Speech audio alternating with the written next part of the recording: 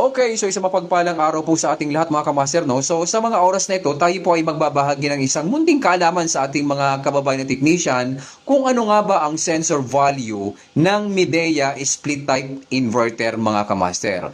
Ang aircon po na to ay kinabit po natin, 3 buwan na ho ang nakakalipas at ngayon po ay lilinisin na po natin siya. Okay, so magsimula po muna tayo sa indoor unit mga kamaster.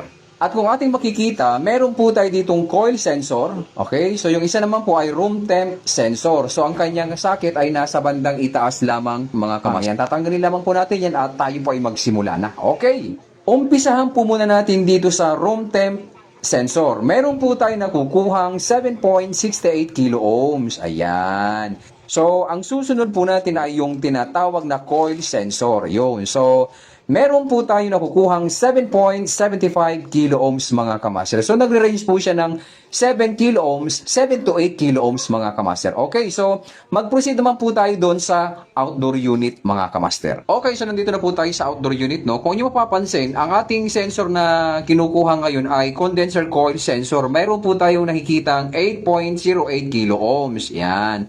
So, yung susunod na wire, ito po ay ambient sensor, yung nasa gitna. At meron naman tayo nakukuhang 7.51 kilo ohms. Ayun, so talaga medyo mahirap-hirap po dito sa taas mga kamaster, mahirap umanggulo. Ayun. So, ang susunod po natin ay yung tinatawag na compressor discharge sensor. Ayan. So, meron tayo nakukuhang 38.90 kilo ohms. Ayun. So, pwede pakasalan. Yan. So, sana no, nakatulong itong munting video na ating ibinahagi sa ating mga kababayan technician na kung halimbawa maka-encounter kayo ng problema at kailangan nyo po ng mga sensor value, at least kahit paano, pwede nyo hong gawing reference yung video na ating ibinahagi sa ating mga kababayan, mga kamaster. Okay, so maraming salamat po sa inyo lahat at magandang hapon po. Assalamualaikum warahmatullahi ta'ala wabarakatuh.